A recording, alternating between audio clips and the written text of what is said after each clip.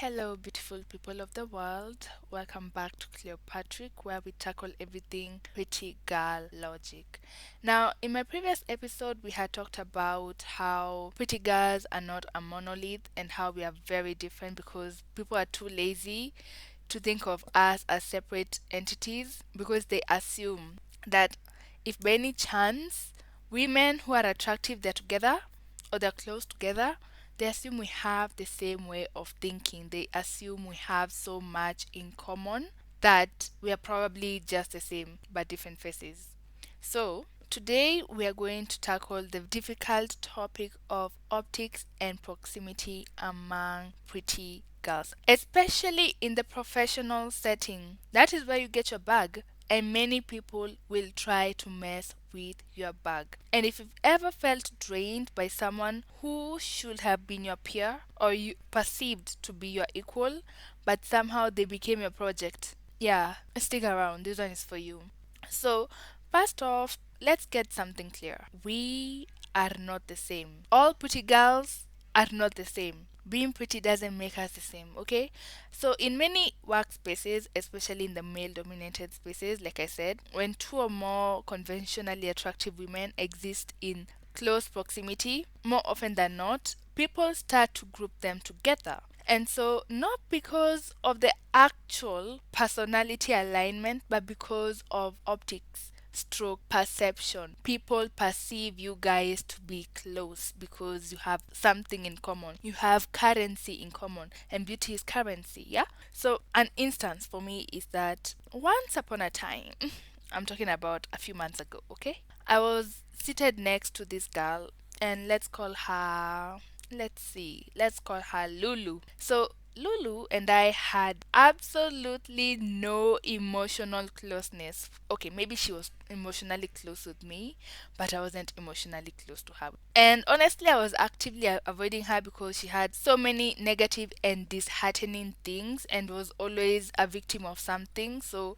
I was actively avoiding her. And the rest of the office, everyone perceived us to be friends.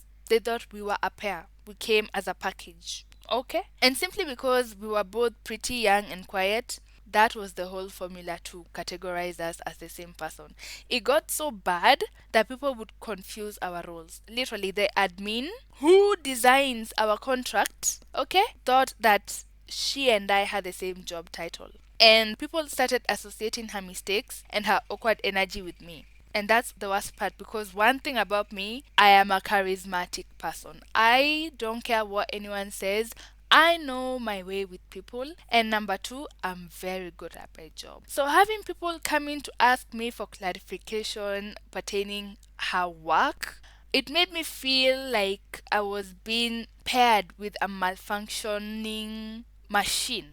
Because why the hell are you so bad at your job that people are even scared to come and ask you for clarification? And my job was not at all related to her job. And that was when it hit me that this is what happens when people make lazy associations based on appearance and proximity. You being next to that girl, despite your brilliance, despite your good reputation, it gives her power despite her shortcomings. You being close to someone who's doing badly, it rubs off on you. Whether you know it or not, it doesn't matter. People perceive that you being close to that person means you guys have a lot in common, including the mistakes that that person makes. And not just with women, but also anyone. Because the minute people see you close to a certain person, they perceive you guys are the same.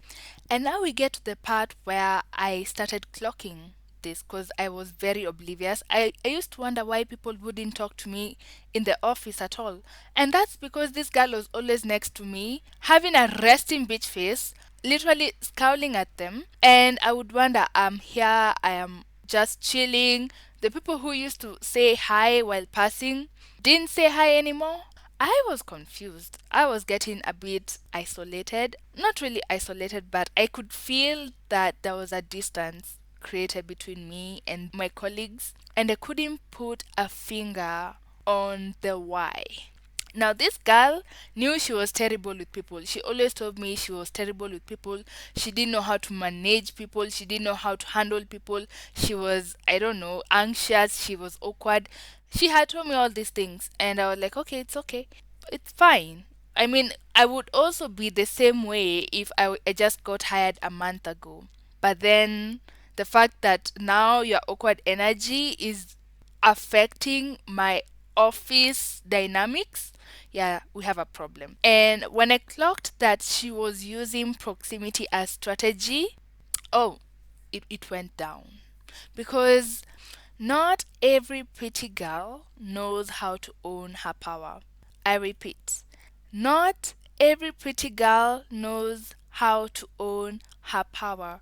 And when they realize that another woman in the same space has social capital or corporate respect and presence, they cling on to them. And that was me. She was clinging on to me. See, Lulu didn't sit next to me for nothing.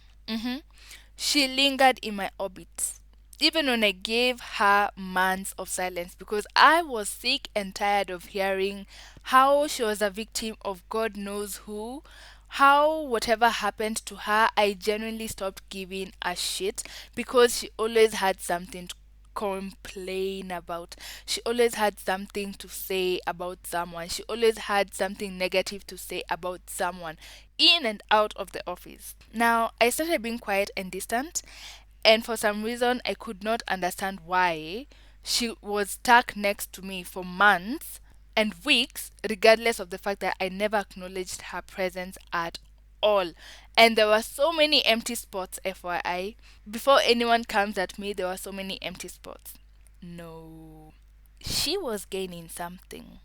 And she knew that sitting next to me meant that people wouldn't question her presence and competence. Why? Because I am a brilliant person. I am a brilliant expert at what I do. So this girl knew she could literally coast under my radar for competence and likability or charisma because I love the word charisma. And most of all, if I was tolerating her, people assumed that she must be okay. That the fact that she's around me and she's, close to me, that she's fine. She's a normal human being who, has her own thing going, but she's just like me. Well, Lulu was wrong. I was not tolerating her. I was strategically ignoring her, trying to distance myself from her. And the minute I removed myself by force, she had to stand on her own. And I've been watching her crumble. I'm not going to make it my responsibility to save her, okay? And neither should you. You should never make anyone else's shortcomings your responsibility. You're not Bob the Builder. You're not a fixer. You're not here to fix people. You're here to do what you're supposed to do. Do what you get paid to do, right? So, my point is people will use the closeness to you for their advantage. So, you have to really be careful about who is in your orbit, who you surround yourself with. That is very critical, especially in sensitive spaces. I've seen movies about how when someone is affiliated with someone who has a bad reputation, that bad reputation rubs off on the other person, right? In these Mean Girls or these high school movies, I'm telling you, corporate is exactly like high school. It's just high school, but with money and adults. That's all. I'm not going to lie to you guys, I'm very strategic, and this strategic muscle is something I have strengthened over the course of years. I have worked so hard on being a strategic thinker, very critical, very observant, to a point that I am playing the game. No one knows I'm playing the game, but I'm playing the game. So the thing is, this girl clocked it because when someone is close enough, they can smell power on you. They can see how people treat you. They see how people are bringing stuff for you. They see how people are of service to you because I'm not just a pretty face. I know how to make people do things for me. I'm kind of an influencer. But the thing is, we can get into that and how to develop strategy in the long run so that you can learn how not only to play the political game in the office but also the game of life. So You have to be ruthless. I had to be ruthless to get rid of Lulu. You have to be ruthless. You have to have strong boundaries. You can't just let anyone mess with you. You can't just be friends with anyone. You can't just call anyone a sister. Because the minute people know that they can be familiar with you, they start having disrespect for the life you have curated for yourself thoroughly. They don't see you as a valuable person, they just see you as an object. And it's worse when they project their insecurities onto you. Oh my days, it's so bad when they do that, because the minute they see you as a canvas and decide to project, they resent you, they want to be you, they want to steal from you. They feel like you don't deserve these things. This girl got close to me. Yeah, we used to chit chat here and there, and she realized how empathetic I am. I'm very empathetic, and she actually underestimated me because she thought that I'm too empathetic to create distance with her. I'm too empathetic to have boundaries. I'm too empathetic to get rid of her. And when I did, because I definitely had to get HR involved, I had to find a way to get her away from me. And when I did that, she did not believe it, because in her head, I was supposed to be this pretty girl who is soft. We are pretty girls. We stick together. We are sisters. She even told me that we are sisters. Whole time, I'm not even her friend. I'm wondering, how are we even sisters? Why you love bombing me? It's a female way of love bombing. Anyways, you could tell she was trying to accelerate the relationship, and I was not having it. But that should really put a lot of things into perspective, not just at the office but also outside the office, because someone somewhere is using you to gain male attention and or validation. Someone somewhere knows that people like you and they stick around you not because they like you, but because they benefit from how people like you. Someone somewhere is close to you to study you, to monitor you, to handle you. I'm going to talk about the concept of handlers and monitoring spirits, because that is another lane, but it's very linked to what I'm talking about today. So I felt like I needed to put that out there, because many beautiful women, many pretty girls really have no idea about the invisible games that are being run on them. And when they actually clock it, they become very powerful, because beauty in itself is currency. Now imagine beauty, logic, and strategy. Baby girl, you are a triple threat. And I had to make peace with the fact that I'm an actual triple threat. I am a problem to society.